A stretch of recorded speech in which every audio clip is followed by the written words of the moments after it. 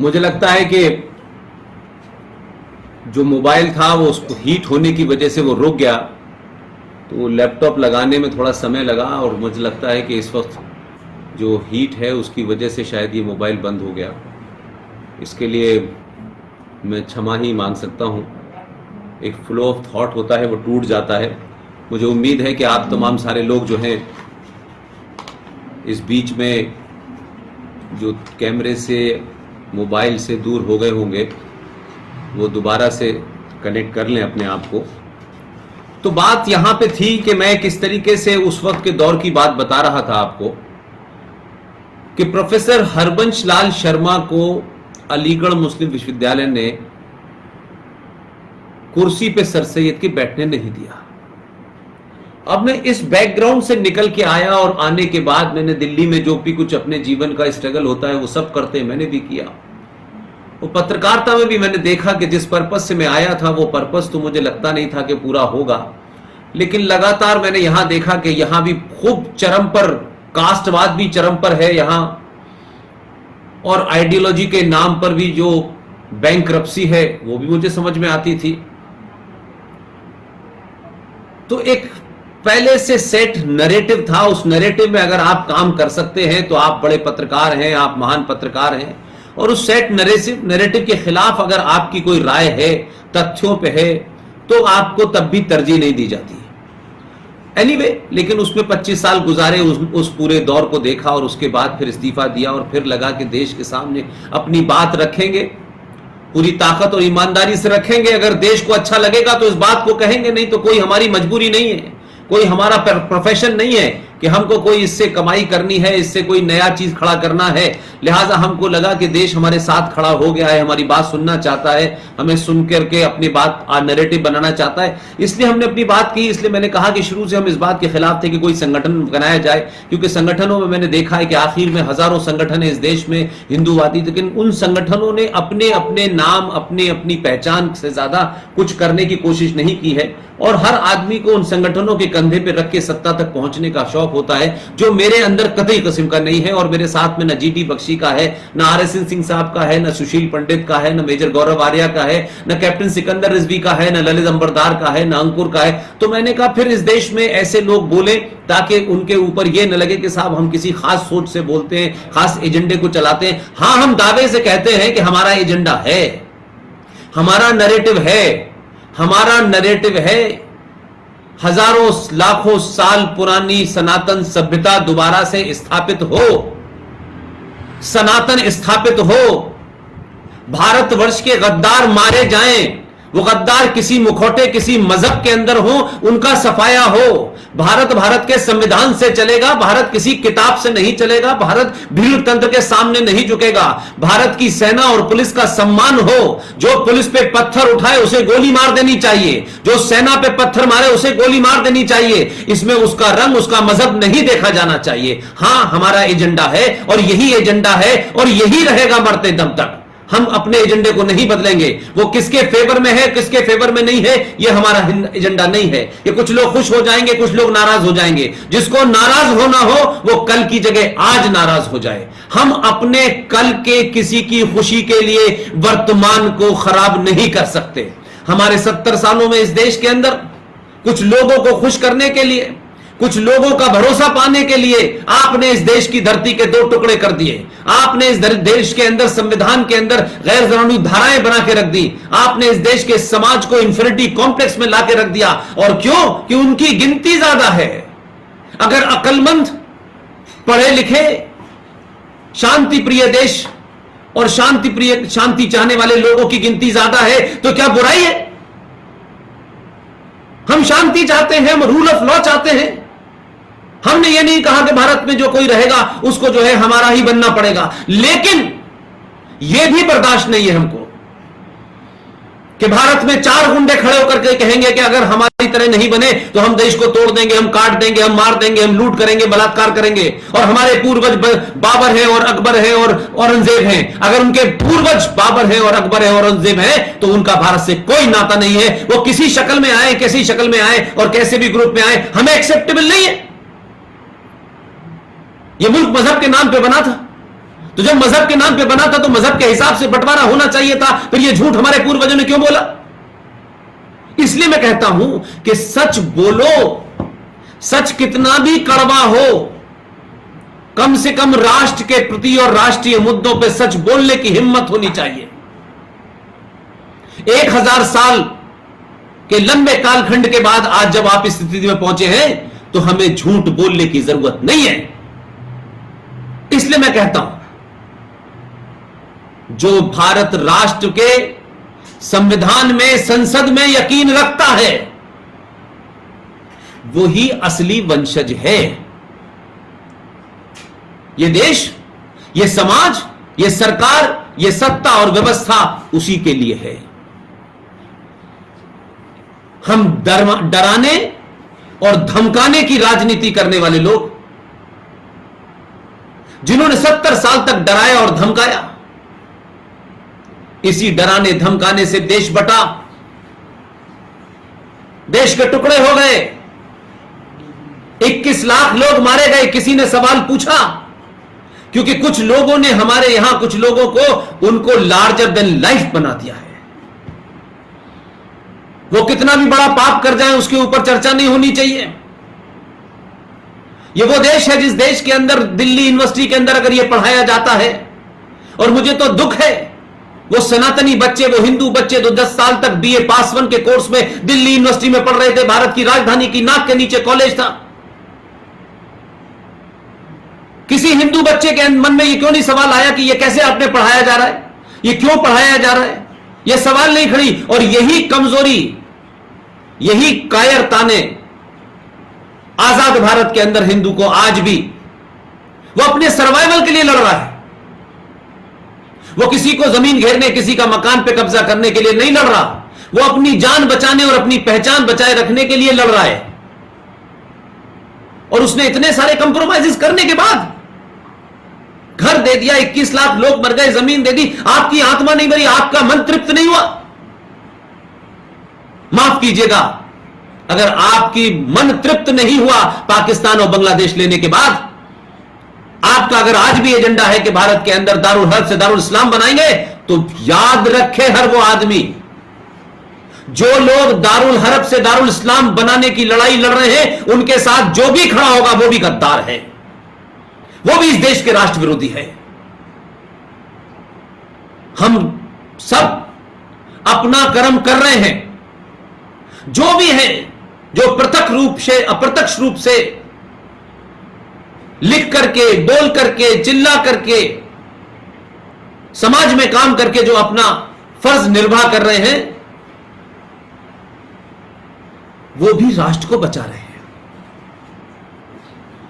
लिहाजा मैं मानता हूं कि आज जब खुलेआम गद्दारी हो रही हो सड़कों के ऊपर, और लोग बता रहे हो कि हमें चाहिए जिन्ना वाली आजादी, तो माफ कीजिएगा, इसके ऊपर अगर मगर करना देश बर्दाश्त नहीं करेगा। और मैं फिर बता रहा हूं, 70 साल में सनातनियों को और हिंदुओं को जो भी कुछ किया आपने भारत के संविधान के अंदर, ये जो सेकुलर शब्द है, आपके संविधान में कई फ्रॉड है जिसकी लड़ाई लड़नी है। उन फ्रॉड में ही यह निहत है कि आप मुसलमानों से कहते हैं कि आप 1947 के बाद भी जैसे थे वैसे ही रहिए, लेकिन सेकुलरिज्म का झूठ और मक्कारी की ये जो दवा है, ये शुद्ध रूप से हिंदुओं को पिलाई गई कि हिंदू कभी अपने अस्तित्व, अपनी पहचान, अपनी अस्मिता की लड़ाई न लड़े, और हर चौराहे, हर गली, सोते जागते, चलते फिरते, खाते पीते, हर वक्त अपने आप को सेकुलर साबित करने का उसको एक सर्टिफिकेट देना है। हम सेकुलर हैं। 4 मुसलमान दोस्त हो जाते हैं, हम अपोलोजिस्टिक होकर के सेकुलरिज्म की बात करने लगते हैं। यह सेकुलरिज्म शब्द आया कहां से? पहले तो देश के तमाम पाखंडी लोग यह बताएं कि सेकुलर है क्या, इसकी उत्पत्ति कहां से हुई, भारत में कैसे आया। सनातन की करोड़ों साल की संस्कृति और धर्म के अंदर शब्द सेकुलर की जरूरत ही नहीं थी। दुनिया में आज भी हमसे ज्यादा बड़ा कोई सेकुलर नहीं हो सकता, लेकिन एक मक्खारी भरा शब्द एक आइडियोलॉजी को उसमें इंसर्ट किया गया और बताया गया कि आपको सेकुलर रहना है और इसी फ्रेमवर्क में रहना है और ऐसे ही सेकुलर होना है। तो जिन लोगों ने यह परिभाषा लिखी है, हम सेकुलर वो नहीं होने चाहते। किसी को 4 दोस्त हो जाएं, किसी के संगठन में 5 मुसलमान हो जाते हैं तो वो संगठन की राय बदल देता है, उसकी आइडियोलॉजी बदल देता है। अरे एक निजी दोस्ती होती है और एक राष्ट्र के प्रति दोस्ती होती है। निजी दोस्ती का कोई मतलब नहीं होता है। अगर वो राष्ट्र के प्रति है नहीं है वफादार, तो मेरे प्रति और आपके प्रति कोई वफादारी नहीं होती। आप भारत के उस समाज से सेकुलरिज्म का सर्टिफिकेट मांग रहे हैं जिसने आपको संतुष्ट करने के लिए सब कुछ दे दिया, और आज बरसों के बाद जब आपको अपनी अस्मिता, अपने पूर्वज, अपने संस्कार और अपने धर्म के प्रति एक चेतना जागृत हो रही है, तो भ्रम फैलाया जा रहा है। पहली बात तो कुछ लोग हिंदुत्व के ठेकेदार हो कैसे गए? ये कथा बांचने वाले लोगों ने हमको ज्ञान देना शुरू कर दिया। ये उनकी निजी राय हो सकती है। हमारे इमोशंस, हमारी संवेदनाओं को जिस तरीके से आपने उसका दोहन किया, हम आपका सम्मान, आपको उस आसन पर इसलिए बैठे देखना चाहते हैं कि आप सनातन की बात कर रहे हैं, आप धर्म की बात कर रहे हैं, आप राजनीतिक लोग नहीं हैं।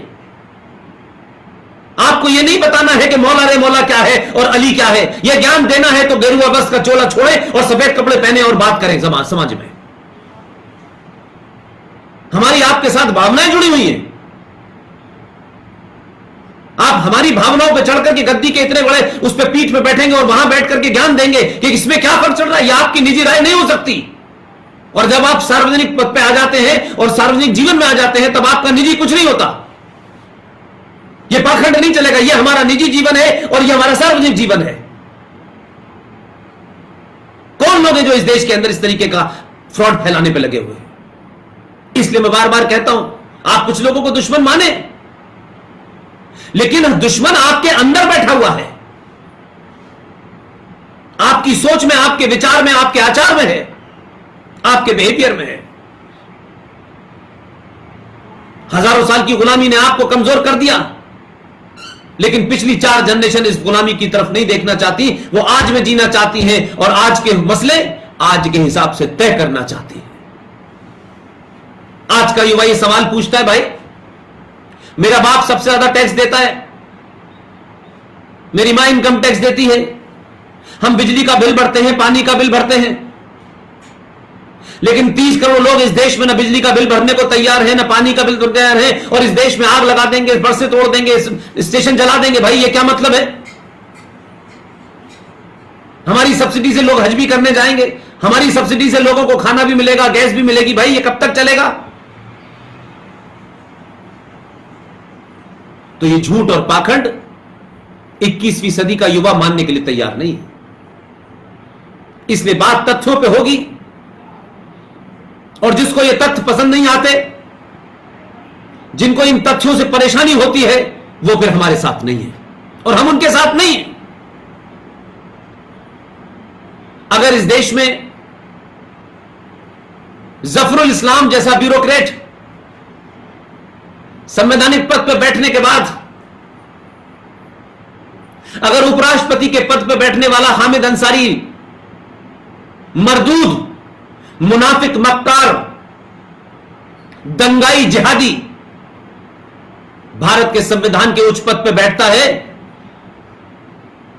और पद से उतरते ही कहता है कि मुसलमान डरे हुए हैं, तो दिल्ली का माइनॉरिटी कमीशन का चेयरमैन जो पढ़ा लिखा है, ब्यूरोक्रेट है, ये किसके एजेंडे पे काम कर रहे हैं? क्योंकि हिंदू न चीजों को पढ़ता है, न पढ़ के उनकी एनालिसिस करता है। तो जो लोग बिना तथ्यों के अपनी भावनाओं पे कोई नैरेटिव बना लेते हैं, ये उन्हीं के बनाए नैरेटिव हैं। हिंदू मुस्लिम भाई भाई, गंगा जमुना तहजीब, हमारे पुरखे तुम्हारे पुरखे। यह कायरता की निशानी है कि आप सच बोलने से डरते हैं और आप किसी को खुश करने के लिए अपना तिलक बंद कर देते हैं, चुटिया बंद कर देते हैं, धोती बंद कर देते हैं कि नहीं हमें सबका दिल जीतना है। तो दिल तो इस देश में, इसी देश के इतिहास ने, पृथ्वीराज चौहान ने भी 16 बार दिल जीता था भाई। किसने नहीं जीता था? गुरु गोविंद सिंह ने भी जीता था। यह दिल जीतने की ख्वाहिश जिनको है उनको रहे, लेकिन अब जिनको इस देश में रहना है उन्हें इस देश की मेजॉरिटी का दिल जीतना है। और जब तक मेजॉरिटी संतुष्ट नहीं होती यह देश नॉर्मल नहीं रहेगा। एक देश में एक खुलेआम गुंडागर्दी करेगा, एक पार्लियामेंट में गुंडागर्दी करेगा कि भरे पार्लियामेंट के अंदर सत्र के अंत में जब वंदे मातरम हो रहा होगा, एक जिहादी, एंटी मुस्लिम, एंटी हिंदू, संबल का एमपी शफीकुर रहमान बख्श सबके सामने खड़े होकर निकल के चला जाएगा लोकसभा से कि मेरा वंदे मातरम में यकीन नहीं है। अगर तुम्हारा वंदे मातरम में यकीन नहीं है, जो भारत के संविधान का हिस्सा है और पार्लियामेंट के अंदर वो बचता है, तो फिर तुम्हें इस पार्लियामेंट पे बैठने का भी तुम्हें हक नहीं है। इसलिए हम मेजॉरिटी में हैं। हमने अपने कभी मेजॉरिटी होने का ना घमंड किया ना दम्भ भरा, लेकिन हम मेजॉरिटी में हैं इसलिए हम पिटने के लिए नहीं बने हैं। हम मेजॉरिटी में हैं इसलिए कायर बनने के लिए नहीं बने हैं। हम मेजॉरिटी में हैं तो हम सच बात नहीं कहेंगे। हमें मालदा में डराओगे, हमें कश्मीर से मार के निकाल दोगे, हमें कैराना में डराओगे, हमें संबल में, मेरठ में, मुरादाबाद में, अलीगढ़ में, आजमगढ़ में, सब जगह तुम हमारी हत्याएं करोगे, लेकिन हम मेजॉरिटी में हैं इसलिए हमें नहीं कुछ कहना चाहिए। ये पाखंड जब तक हम जैसे लोग हैं नहीं चलने देंगे। ये गलतफहमी लोग दिमाग से निकाल दें। ये 21वीं सदी का सनातनी और हिंदू है। उसने वो किताबें नहीं पढ़ी हैं जो इरफान हबीब ने या रोमिला थापर ने या आर एस शर्मा ने लिख दी हैं। इसके पास पढ़ने के बहुत सारे सोर्स ऑफ इंफॉर्मेशन है। इसके पास बहुत सारी और दूसरी इंफॉर्मेशन है दुनिया की जो कोई रोक नहीं पा रहा है। और जब इंफॉर्मेशन आती है आपके पास और जब आप इंफॉर्मेशन को करेक्ट तरीके से पहुंचती है तो उसकी एनालिसिस भी ठीक होती है, और जब उसके पास इंफॉर्मेशन ठीक होगी उसका इंटरप्रिटेशन भी ठीक होगा। यूं ही देश में बदलाव नहीं हो रहा, और बदलाव को मैं सत्ताओं तक सीमित नहीं रखता। हमारे देश में एक ट्रेंड बन गया था कि सत्ता बदलेगी तो समाज बदल जाएगा, क्योंकि सत्ता की दलाली करते करते इस समाज ने, सत्ता की चाटुकारिता करते करते इस समाज ने यह भूल गए कि सत्ता समाज नहीं बनाती है। मैं मानता हूं पहले समाज के सोचने का नजरिया बदलता है, निगाह के सामने जो तस्वीर आती है वो बदलती है। अब उस तस्वीर में चाचा नेहरू नहीं है, उस तस्वीर के अंदर सुभाष चंद्र बोस हैं, छत्रपति शिवाजी महाराज हैं, वीर सावरकर हैं। और तस्वीर बदलने से जहन बदलता है, जहन बदलने से दिल बदलता है, और दिल बदलने से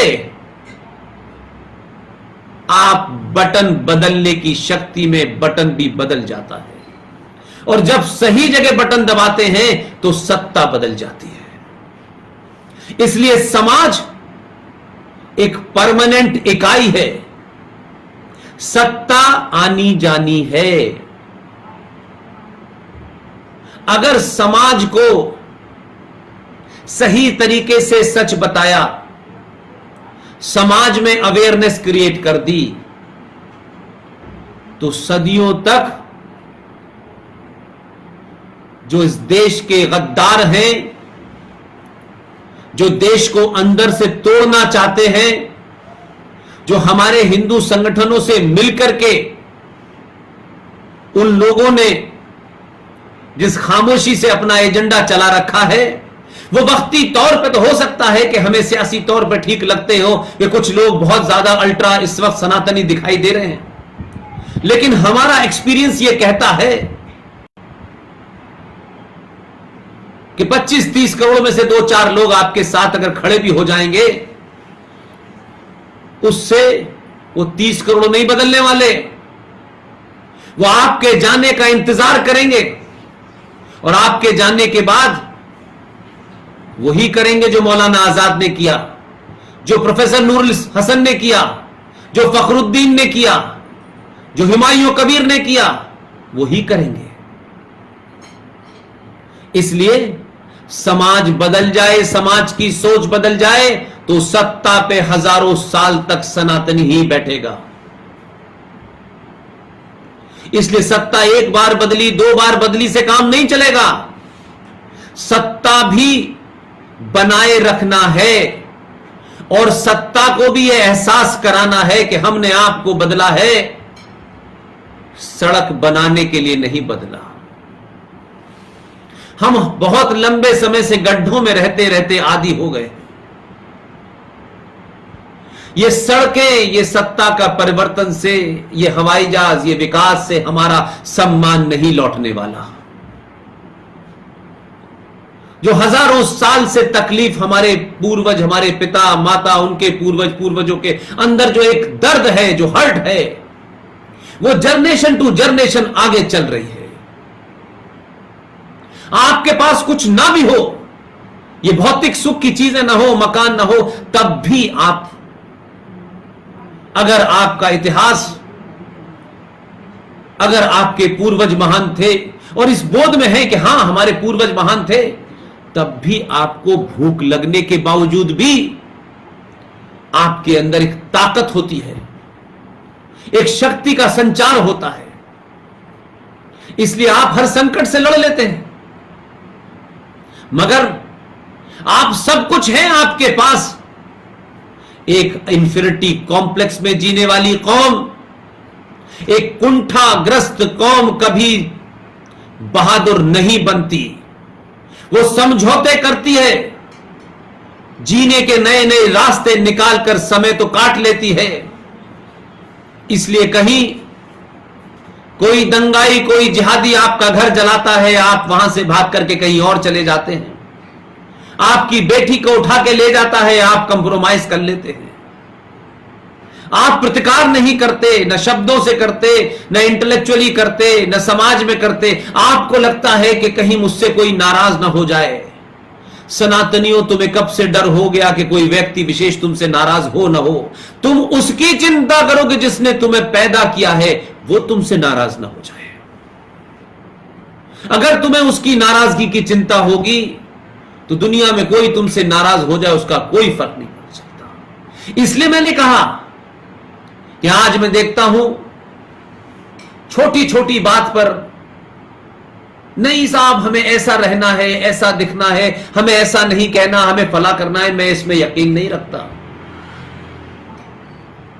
बहुत लोग बड़ा दावा करते हैं, अरे मेरा बचपन से लेके मेरी जवानी और जवानी के बाद से इतने समय तक जिन सबको पिछले 50 साल में कमाया था, दोस्ती में, मोहब्बत में, घर में, पड़ोसी में, सब मेरे खिलाफ हैं, सब मेरे साथ नहीं है। मैंने चिंता नहीं की। मैंने कहा कोई मेरे खिलाफ हो जाए, मुझे उसकी चिंता नहीं है, राष्ट्र मेरे साथ रहना चाहिए।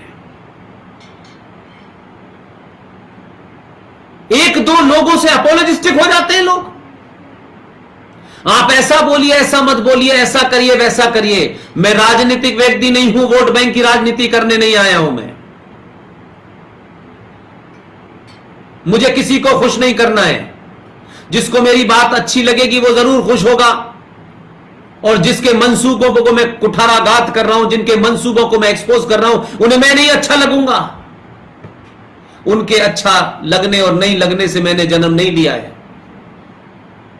लिहाजा जब मैं इस बात की चिंता नहीं करता कि मुझे भाषा की शालीनता और शब्दों की मर्यादा के बीच में अपनी बात कहनी है, तथ्यों से कहनी है, पूरे जोर से कहनी है, पूरे यकीन से कहनी है, तो मुझे किसी की चिंता नहीं होती।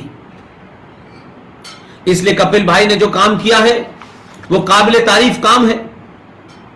मैं कपिल भाई को, उनकी टीम को और हजारों हजार संघ के कार्यकर्ता, हजारों हजार संघ के प्रचारक जो दुनिया भर में हिंदुत्व की और सनातन की रोशनी जगाने के लिए पीढ़ी दर पीढ़ी खप रही है, यह सिलसिला बंद नहीं होना चाहिए, यह सिलसिला चलते रहना चाहिए। जिस बुनियाद पे 1925 से हम चले थे, हमारे पूर्वज चले थे, यह यात्रा नहीं रुकनी है। इस यात्रा में रास्ता कैसा भी हो, रास्ते बदले जा सकते हैं, रास्तों से थोड़ा दाएं बाएं हुआ जा सकता है, लेकिन लक्ष्य नहीं बदलना चाहिए। आज पूरे देश में बहुत सारे लोग बोलते हैं, अपनी बात कहते हैं, हमसे भी पूछते हैं, हम भी खुलेआम कहते हैं भाई। बहुत लोगों ने कहा हमारे जीवन के 12 साल पाकिस्तान की नौकरी करने में कटे, लेकिन सवाल खड़ा हुआ कि पाकिस्तान नौकरी करने वैसे ही गए थे जैसे बीबीसी में नौकरी करते थे। लेकिन हमारे विरोधियों ने, जब हमने पाकिस्तान नौकरी की, तो बहुत सारे वो लोग जो बड़े अल्ट्रा अपने आप को बहुत महान कहते हैं, उन्होंने तब भी हमारे ऊपर आरोप लगाया कि आप तो आईएसआई के एजेंट हैं। हमने कहा आईएसआई के एजेंट हैं और आपके पास खबर है, तो आपको किसी ने रोका है इस देश में पुलिस के पास जाके बताने के लिए, लेकिन वो अपने अल्टीरियस मोटिव के लिए ये आरोप लगाते हैं। किसी का कद छोटा ना हो जाए, कहीं हमसे बड़ा ना बन जाए। बड़ा बनने के लिए नहीं आया हूं मैं, बड़ा बनने के लिए रास्ता तय नहीं किया है, लेकिन जब बोलना शुरू किया और भाषा की बात हुई तो कुछ लोगों को लगा ये भाषा तो कुछ आरएसएस से मिलती जुलती लगती है। तब भी लोगों ने कहा कि साहब अब तो ये आरएसएस का एजेंट है। तो मुंबई की एक सभा में मैंने खड़े होकर कहा, भाई मुझे आप गाली दें, मेरे परिवार को गाली दें, मेरी मां को गाली दें, मेरी बहनों को गाली दें, यह आपकी अपनी संस्कृति है, आपका अपना कल्चर है, लेकिन तय कर लें कि मैं आरएसएस का एजेंट हूं या बीजेपी का एजेंट हूं या आईएसआई का एजेंट हूं। लेकिन मैंने उनसे बड़े शब्दों में साफ कहा, उस दिन के बाद से लोगों ने कहना बंद कर दिया। मैंने साफ साफ कहा, कपिल भाई, मैंने कहा उनसे, आरएसएस के बारे में मुझे शायद बहुत ज्यादा जानकारी नहीं है, जितनी है उतने से ही मैं संतुष्ट हूं। आरएसएस का मुझे एजेंट करने वालों का मैंने यह कह के मुंह बंद कराया, आरएसएस भारत में है, भारत के अंदर भी काम कर रही है, भारत के बाहर भी काम कर रही है, उनके कार्यकर्ता पूरी दुनिया के सामने हैं। आरएसएस का एजेंट होना फिर भी गर्व की बात है, कम से कम जैशे मोहम्मद और लश्कर तोयबा के तो एजेंट नहीं है। तो सवाल यह है कि हमें अपनी भाषा में अपोलोजिस्टिक नहीं होना है। यह जो आरोप लगता है, यह राइट विंग सरकार आ गई है, नाथूराम गॉडसे के हत्यारों की सरकार आ गई है, इससे विचलित नहीं होना है। हम कौन हैं, कहां से आए हैं, सत्ता में कैसे हैं, किस तरीके से हैं, अपने आदर्शों के प्रति हमारा एक कमिटमेंट है, इससे विचलित करने के लिए ही आप पे आरोप लगते हैं। और जब जब आप पे आरोप लगते हैं, आप अपना रास्ता बदल देते हैं, तो वो तमाम सारी ताकतें कामयाब हो जाती हैं। दुनिया में उन्हीं की इज्जत होती है जो अपनी बात और अपने लक्ष्य से डिगते नहीं हैं। मैं कुछ सोच के, कुछ समझ करके इस रास्ते पे चला हूं। मेरा बार बार कहना है कि जब तक मेरी सांस चल रही है, तब तक बिना किसी हिचक के, हिचकिचाहट के, इन धमकियों के बीच भी यह यात्रा रुकने वाली नहीं है। लोग सवाल उठाते हैं मुझसे, राजीव दीक्षित जी कैसे चले गए, कमलेश तिवारी कैसे चले गए। मैंने कहा मैं नहीं जानता उन विचारों के बारे में, न किसी से मिला हूं, न मैंने किसी को देखा है। जिस जमाने वो थे उस जमाने में पत्रकारिता में था। लेकिन एक सवाल पूछता हूं मैं, यह हमारे समाज की जिम्मेदारी है कि colonel R S. Singh, colonel G T. Bakshi, major Gaurav Arya, Sikandar Rizvi, Lalit Ambardar, Sushil Pandit, इनकी सुरक्षा उस समाज को लेनी चाहिए जो समाज ये मानता है कि ये वो बात तथ्यों पे कह रहे हैं कि इनकी बात को काटा नहीं जाएगा। अगर समाज जिम्मेदारी नहीं लेगा तो ये मरने और मारने का सिलसिला चलता रहेगा। लोग आएंगे चले जाएंगे, और जो समाज जब अपने नेतृत्व करने वाले लोगों के प्रति उनके मन में श्रद्धा नहीं होगी और यह मैसेज नहीं होगा कि अगर इनको किसी ने छुआ तो समाज में इसका बड़ा रिएक्शन होगा,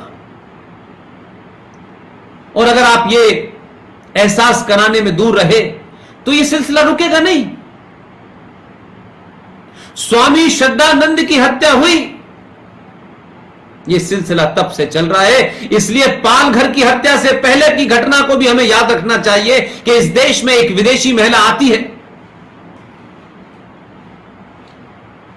कैसे वो इस देश के सत्ता के सबसे बड़े परिवार में इंडक्ट होती है,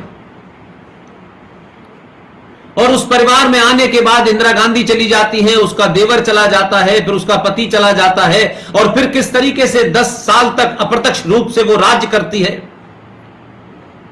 लेकिन जो लोग पालघर की घटना पे चिंता है, चिंता होना चाहिए, लेकिन सवाल सबसे बड़ा क्या है, पालघर की घटना वहां हो रही है, उन ताकतों के जमीन पर हो रही है, इसलिए हमें अचंभित नहीं होना चाहिए। हमें इस बात का मनन जरूर करना चाहिए कि हमारे सनातनी धर्म के 4 शंकराचार्यों में से एक शंकराचार्य को तमिलनाडु की उस वक्त मंत्री के ऊपर दबाव और ब्लैकमेल करने के बाद दिल्ली से एक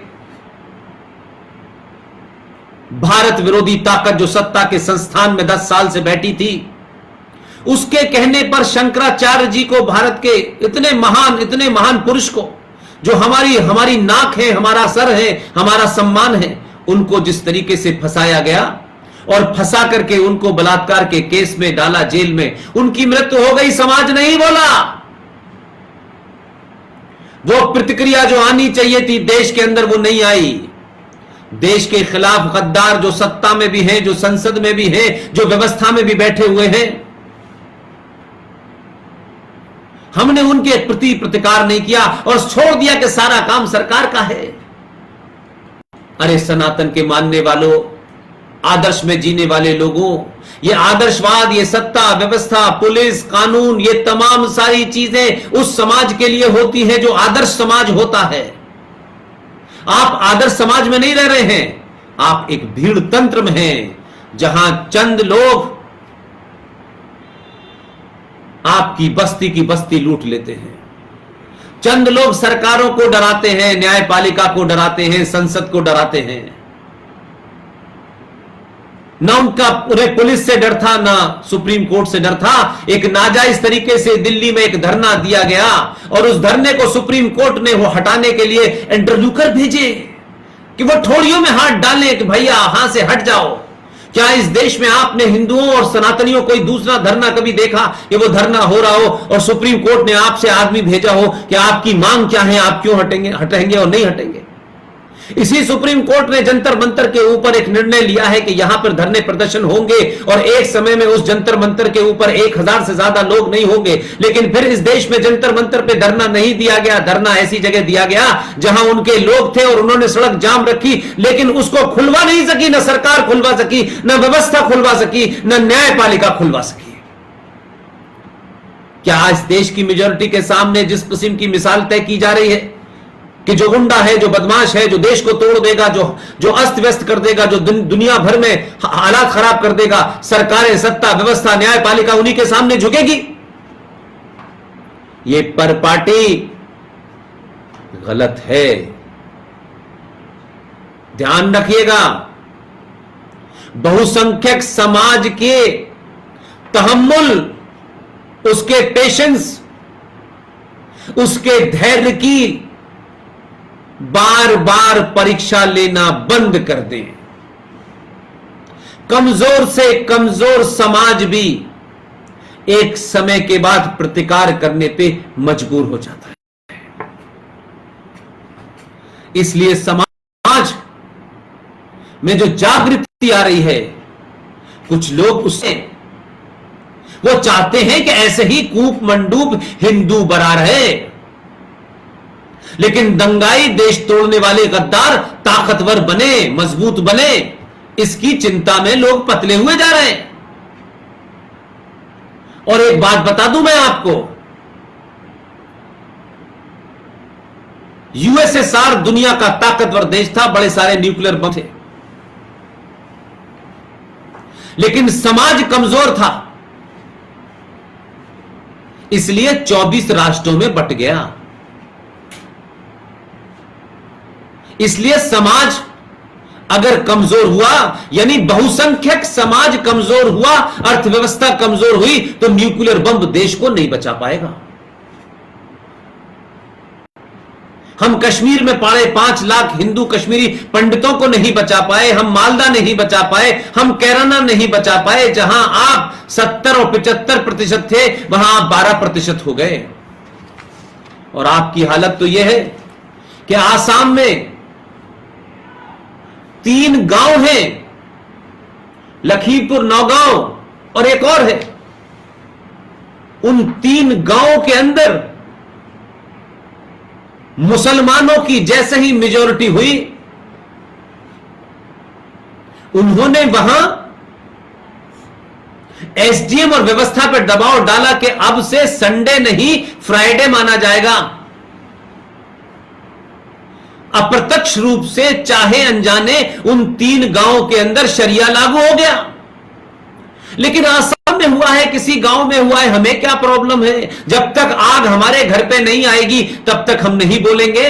और हम तो ऐसे लोग हो चुके हैं कि इसी दिल्ली के अंदर अंकित सक्सेना की तलवार से हत्या कर दी गई खुलेआम, डॉक्टर नारंग को मार दिया गया। यह चिंता का विषय नहीं बना हमारे यहां। ये बात यूएनओ तक नहीं गई, लेकिन वो झूठ मक्कारी पे किसी ने अखलाक को मार दिया था, वो यूएनओ में भी चली गई, वो अमेरिका भी चली गई, वो बिहार के चुनाव में भी चली गई। एक चेतन समाज ही सत्ता पे बैठने वालों और व्यवस्था में काम करने वालों पे दबाव बनाता है। और इसलिए दबाव नहीं बनाता कि हमारी गलत बात को मानो, यह दबाव बनाता है कि जो है नियम उसे लागू करो। हम वो भी नहीं कर पा रहे। यही वजह है कि भारत इस तथाकथित रूप से आजाद तो हुआ, मुगलों से आजाद हुआ, अंग्रेजों से आजाद हुआ, लेकिन 70 साल में भारत सत्ताएं तो आई, जो अंग्रेज थे उनकी आई। व्यवस्था में क्या बदलाव हुआ? आज भी 295A, ये जो आईपीसी है 295A का नियम तो 1926 से चल रहा है, जिसमें स्वामी श्रद्धानंद की हत्या करने वाले अब्दुल रशीद को गांधी जी ने यह कहा कि आखिर इनकी भावनाओं को स्वामी श्रद्धानंद ने क्यों भड़काया, और स्वामी श्रद्धानंद ने इनको भड़काया, लिहाजा उनकी हत्या के बाद भी उन पे मरणोपरांत मुकदमा चला। ये 295A, जिसकी वजह से आज कई पत्रकारों को फंसाया जा रहा है, आज कई राष्ट्रवादी ताकतों को जगह जगह फंसाया जा रहा है कि साहब इनकी स्पीच से लोगों की भावनाएं भड़कती हैं। तो मैं बताता हूं मेरी भावना किससे भड़कती है। मैं आजाद भारत में हूं, यह सेकुलर भारत है, लेकिन मुझे 5 वक्त लाउड स्पीकर की अजान पे कोई यह कह के भड़काता है कि मैं और मेरे अल्लाह के सिवा कोई दूसरा इबादत के लायक नहीं है, तो मैं इसे एक धमकी समझता हूं सेकुलर भारत के अंदर। अगर यह किताब आपकी कहती है तो अपने घर पे कहिए, लेकिन लाउड स्पीकर लगा करके इस देश में बहुत से ऐसे लोग हैं जो बहुलवादी समाज में यकीन रखते हैं, जो आपके पैगंबर और उसमें यकीन नहीं रखते, और आपकी यह थ्योरी है कि अल्लाह के सिवा किसी की इबादत नहीं हो सकती, तो बहुत सारे ऐसे भी हैं जो अल्लाह की भी इबादत नहीं करते हैं, तो उनके लिए जगह नहीं है। तो 5 वक्त आप मुझे धमकाएंगे आज इस सेकुलर भारत में, चिल्ला चिल्ला करके मुझसे कहेंगे कि आप ये बात मानिए। मेरी भी भावनाएं भड़कती हैं, ये बंद होना चाहिए। एक तरफा भावनाएं इस देश में कदर करते करते देश का हिस्से टूट गए, लाखों लोग मर गए, फौज में हमारे लोग ही मरते हैं, पुलिस में हमारे लोग ही मरते हैं। हम आतंकवादियों से भी निगोशिएट करते हैं, हम उन आतंकवादियों के पैरोकार संसद में पहुंचते हैं, विधानसभाओं में पहुंचते हैं, हम उसके बाद भी एडजस्ट करते हैं। लेकिन यह गलतफहमी है कि ताजमहल की टिकट बिकती है, उससे भारत सरकार चलती है। तो जिनको ताजमहल इसलिए प्यारा है कि ये किसने बनाया, जिनको बाबर प्यारा है, औरंगजेब प्यारा है, भाई मेरे वो औरंगजेब को चाहने वाले औरंगजेब के साथ चले जाएं।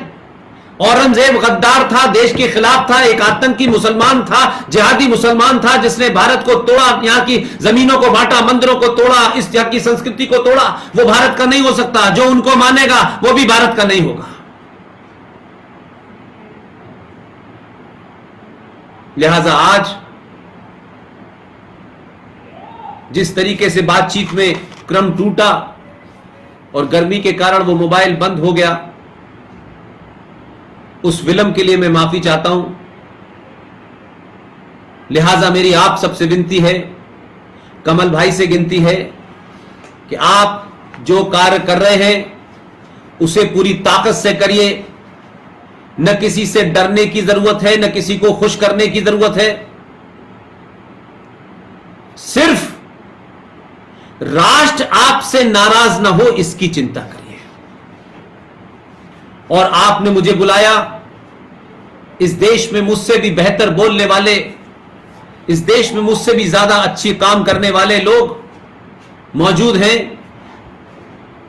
आप आरएसएन सिंह साहब को बुलाएं, आप जीडी बख्शी को बुलाएं, गौरव बारिया को बुलाएं, शिफाली वैद्या को बुलाएं। ये तमाम सब लोग अपनी अपनी भाषा में, अपने अपने तरीके से इस देश में जिन हिंदुओं का, जिन सनातनियों का, जिन भारतवंशियों का, जिन्हें हजारों साल की सभ्यता पे यकीन है, जिन्हें सनातन में यकीन है, जो भी कार्य कर रहे हैं उन्हें मैं प्रत्यक्ष रूप से जानूं या अप्रत्यक्ष रूप से जानूं, कम से कम मैं कुछ नहीं कर सकता तो एक बात मैं आपसे कह के अपनी बात खत्म करता हूं।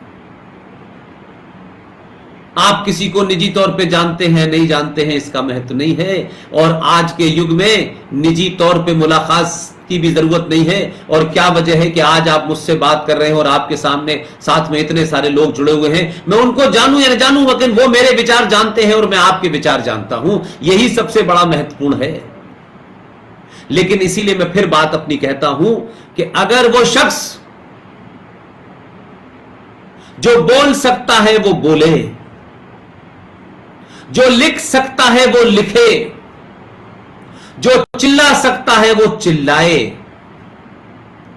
और अगर इन सब में भी वो नहीं कुछ करने में समर्थवान है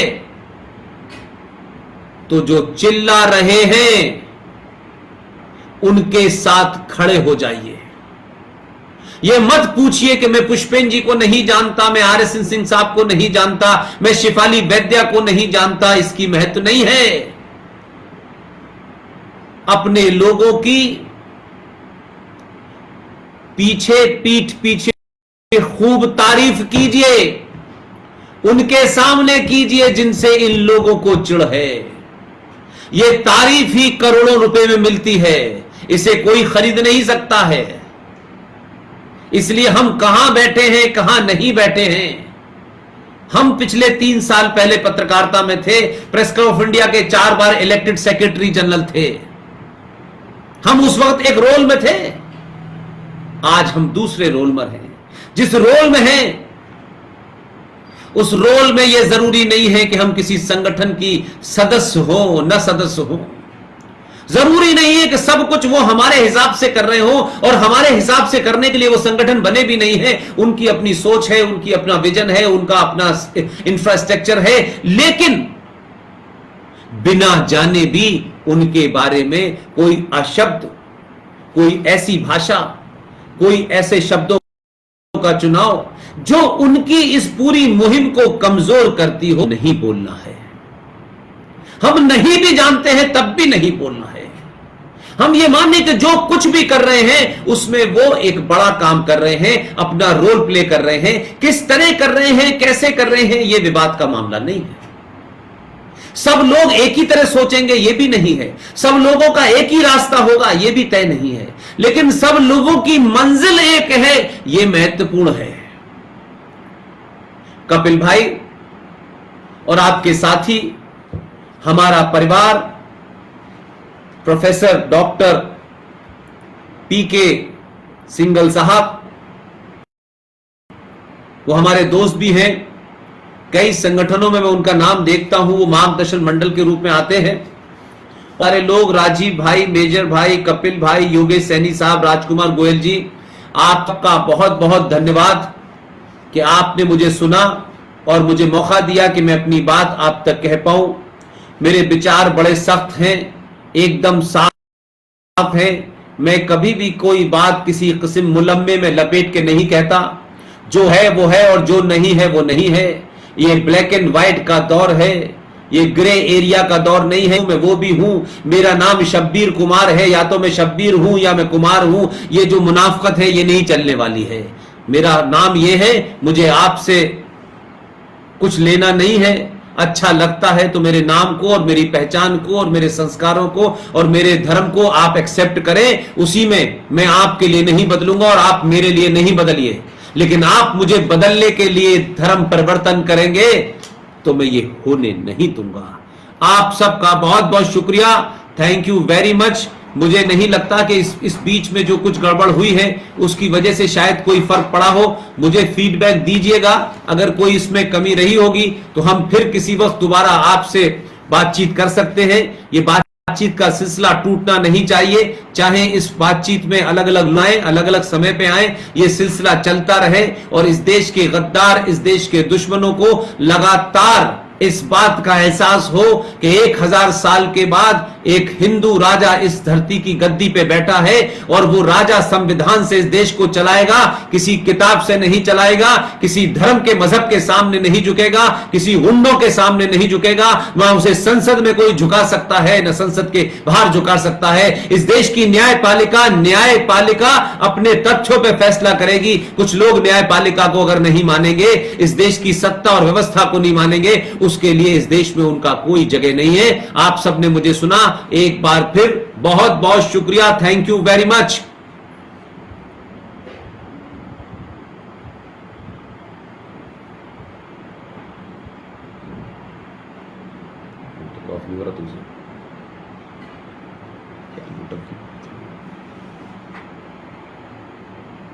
लाइव नहीं बंद हो रहा तुमसे।